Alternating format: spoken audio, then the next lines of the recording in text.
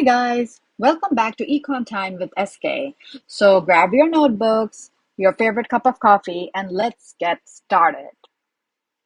Let us now come to the case of inferior goods. So let's say the income elasticity of demand, we find it to be minus 3.5. So now this minus sign tells me that I am dealing with an inferior good. Why does the minus sign tell me that? Because it's telling me that the two elements in this formula. So remember, the two elements are percentage change in demand due to percentage change in income. Well, the two elements are essentially moving in opposite direction.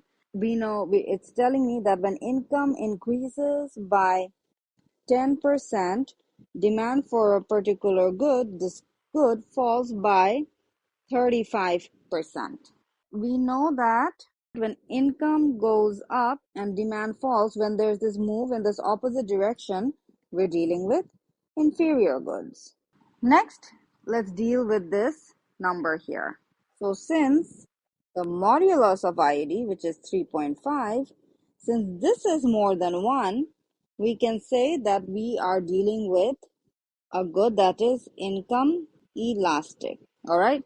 So because we're dealing with an inferior good, you can say it's very inferior, right? So the idea is very responsive, right? So demand is very responsive to change in income. So let's go back to this example that you had seen in one of the past papers that I shared. Okay. Graduate students, they live on ramen noodles.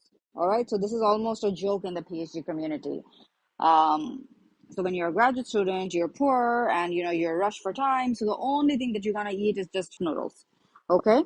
So definitely trust me, when graduate students get out and they get a job and their income goes up, guess what they run away from really fast?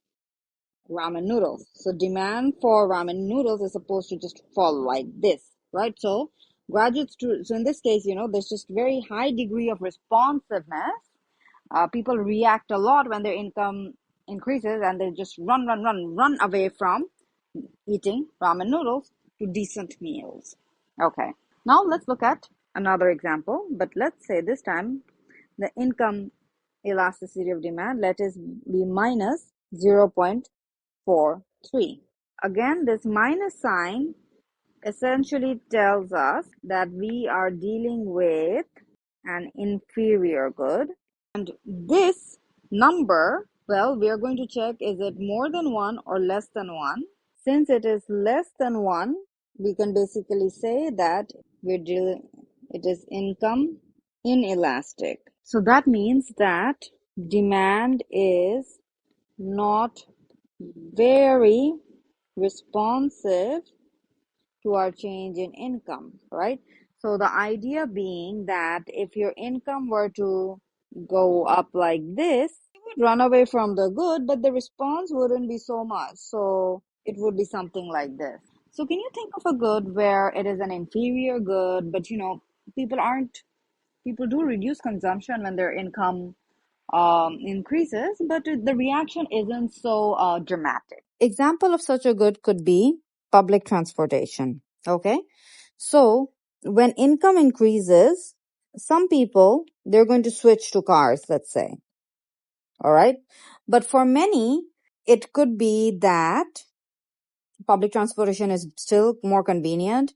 Maybe they don't want to, convenient for multiple reasons. Maybe they don't want to figure out the parking where they work, or they don't want to drive through the jam, or, they don't want to go through the hassle of keeping a driver and then making sure that he's not stealing your petrol or something like that.